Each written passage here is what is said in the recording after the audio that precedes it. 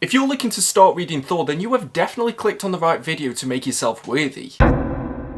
Woof woof! Hey guys, it's me Marcus, aka the Mad Dog, and we're back with another video. You guys voted for this one over on my Instagram, so we're going to be doing a where to start on Thor, and the first book that I want to recommend is Thor the Mighty Avenger. This is a fantastic short story that's set outside of continuity that is perfect for anybody that's never picked up a Thor book before. And this was also the first time that I got introduced to Chris Samnee's art, and it's got an amazing style throughout that really gives this book a lot of personality. It also understands the silliness of Thor, which is what I really look for when I'm wanting to pick up one of his titles, because he is a god that carries a magic hammer and talks like he's out of a Shakespearean play. Like, that isn't something that I can really take too seriously. And as well, what I've tried to do with this list is balance it with as many different titles as I can so that I can try and cater for whatever preference someone's got. So some of my suggestions may focus more about Thor being on Asgard or maybe over here on Earth, but this is one of those books that balances both of those settings really well, and it never feels like you're left too long without being at the other. I think this is a massively underrated book that a lot of people would enjoy, and if you're somebody who's maybe just finished watching a Thor movie and you're looking for your first Thor book that you can pick up,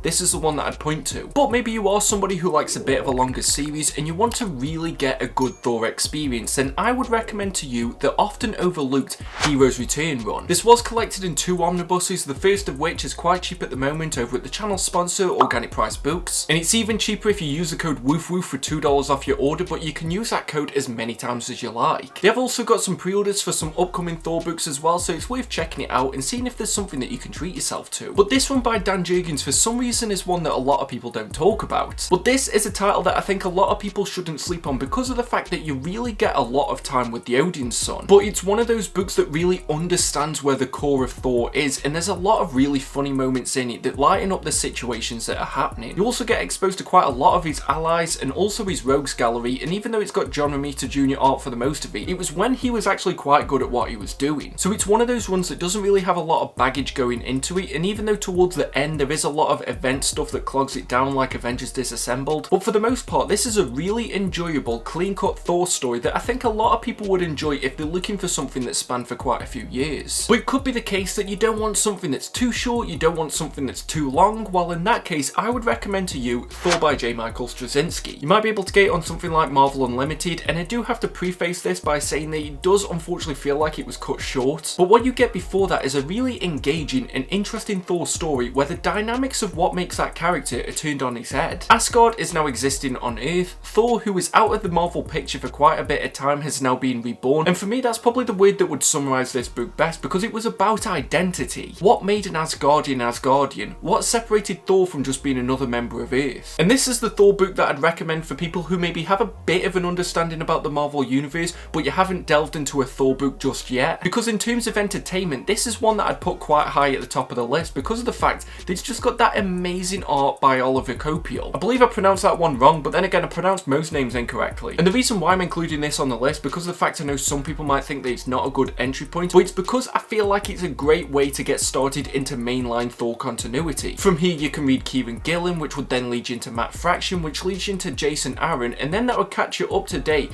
and lead you into Donny Cates. But let's be honest, at the minute it's more than likely that Loki is a more popular character than Thor thanks to the MCU, in which case why not pick yourself up a Loki title, something like Agent of Asgard, or even the Journey into Mystery run by Kieran Gillen. Both of those books tell a very different story, and I've already done a review of this book if you're interested in checking it out. This one's more integrated into the mainline Marvel universe, and it's set during the Marvel Now era, whereas the Kieran Gillen run is more based in the mythology and is for somebody who wants maybe a pure Thor story. But the fact of the matter is, if you know something about these characters, it's going to be easy for you to then transition into Thor with maybe one of the other titles after. And the thing with comics, and the reason why I did this series in the first place, is because of the fact that I want it to be as easy as possible for people to start reading comics no matter which characters they like. So there's no shame starting your Thor reading journey by getting into a Loki book, and I think those two that I've recommended, and I'm sure there's probably a couple of others, are great starting points for you. And my next recommendation's on the same string of logic, even though very rarely logical, but it's other series that are about Thor's friends. So I know there was a series about Lady Sif, and there was also one about Warriors 3 that was written by Bill Willingham, who did Fables. So if you're somebody who's primarily read indie books before and you're hoping that Thor's going to be the gateway character into the main Marvel universe, even though I've already done a where to start Marvel Comics, which would probably help you as well, then why not try out one of these titles and kind of use it as a side door into this universe? I know a lot of people who have read Fables but have never touched a Thor book, so this would definitely be the one that I'd recommend. Or it might be the case case that in the movies you thought that Lady Sif was a really cool character for the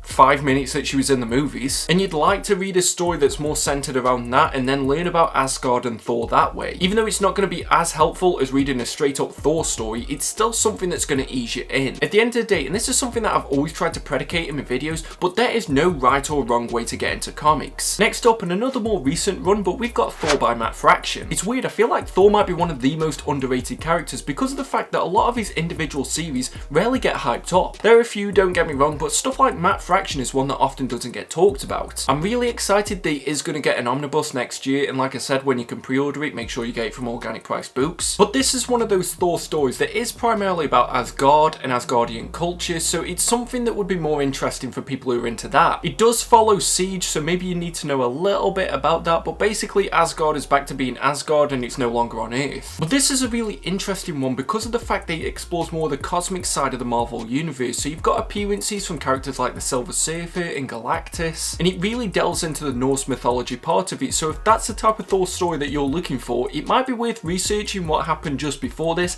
and then picking up this book. But another more short Thor story that's pretty self-contained, and I'm not even sure if it was set in continuity because I read this pretty much when it was coming out in single issues, but it's Astonishing Thor. Now, you don't really hear this talked about as one of the best Thor stories of all time, but for something that's short and pretty quick to the chase, this is the one that I'd recommend for you. You get a nice little adventure, and it is based more around the Asgardian side of it, so again, if that's what you're looking for, this might be for you. But I guess this is pretty much the Thor equivalent of the sample that they give you when you go to an ice cream shop. You know, it's a little tester, you can try it out, you can see if it's for you before you jump into one of these longer, more storied runs. The art in it is also pretty interesting, and I think it's a style that we don't really see in too many other places, so if you're into something that's a bit more abstract, definitely look into this one. But considering the fact that the majority of the other runs that are on this list are quite long, I do think it's important to highlight these shorter stories that might be what you're looking for. Now, you're probably wondering why I haven't recommended a lot of the Silver Age Thor stories, and it's because for me personally, I don't think they are great for a new reader. Yeah, I do believe that every title has a perfect reader for it, so of course, if that's something that you know you're into, then definitely check them out. And for me, the Thor continuity really begins with Walt Simonson. But Walt Simonson pretty much redefined Thor, and it's still the same character that we have today. Again, this is one of those stories that really balances Thor being on Earth with Thor being on Asgard, but this really solidified what Asgard is and what it means to Thor, and also what it means to the majority of the Marvel universe. You've also got phenomenal art throughout, and I read this quite a few years ago, and it doesn't read like an older story. It's still got great pace. You've got stuff like the introduction of Beta Ray Bill, a great story with Loki, and you also get introduced to Throg, and I think whatever you're looking to get from a Thor story, it has it in at least some capacity in this book. And it really is one of those runs that's difficult to beat because of the fact that it paved the way for pretty much every other Thor story that came after it. Without this, it's not certain what Thor would be as a character, and I think it's one of those series that is definitely worth checking out. But maybe you are looking for a story that is pretty much about Thor, but with none of the continuity to weigh it down. In that case, I do have to recommend something like Ragnarok. This is published by IDW and written by Walt Simonson, who we just talked about. So pretty much the King of Thor told the ending to that story, but without the limitations that were put on him by Marvel. So it isn't technically a Marvel book, but it is still based in Asgardian culture, and I've only read the first volume so far, but I really enjoyed this. And this is pretty much the Thor equivalent of something like TMNT The Last Ronin, or the movie Logan, or Batman The Dark Knight Returns, and I think it's important to put this on the list because even though it probably is going to be a better read if you do know a lot about the mythology of Thor, it's still something that, because of the fact that it can't pick up on a lot of the stories that were made beforehand, it has to tell its own story but in a different way. So if you are looking for something that's got a bit more of a darker take on this universe without needing to know 50 or so years of Thor stories, then Ragnarok is probably going to be the best one for you. Next up, and we've already touched on this a bit already, but it's other Avengers stories. If you're looking to get into Thor maybe because you don't know a lot about his actual backstory, then it might be best to see him in an ensemble team. And it might be the case that you've read a lot of Iron Man books or Captain America or Hulk, and this might be the best way for you to start reading Thor. If I had to recommend one Avengers book, it'd definitely be the one by Kirby Busiek, but you can also read some of the stuff from the Heroic Age by Brian Michael Bendis, or even go back to some of the classics like the Kree Skrull War. There's a lot of great Thor moments that are scattered throughout the Avengers books, so I think if it is that you don't just want to jump in feet first, but you still want to at least experience some of the stories with this character, then having something like the Avengers is going to be the way for you. And in a similar way, my next recommendation is for people who want an Avengers story that isn't bogged down by older continuity, because of course, I do have to recommend the Ultimates. And it's interesting because Thor plays quite highly in my top 10 changes from the Ultimate Marvel Universe video, and yes, he isn't going to be the same character that you'd see in the mainline 616 continuity, but it doesn't mean that you can't learn about him there. Ultimate Marvel was my introduction into the Marvel Universe, and if it worked as a gateway for me to get into these characters, it can do the same for you. Beyond just that, the Ultimates is a highly entertaining story from Mark Millar, and I think Thor is one of those difficult characters to really do a where to start on, and considering those different situations that everyone might be in, but I do think that Ultimates is one of those go-to stories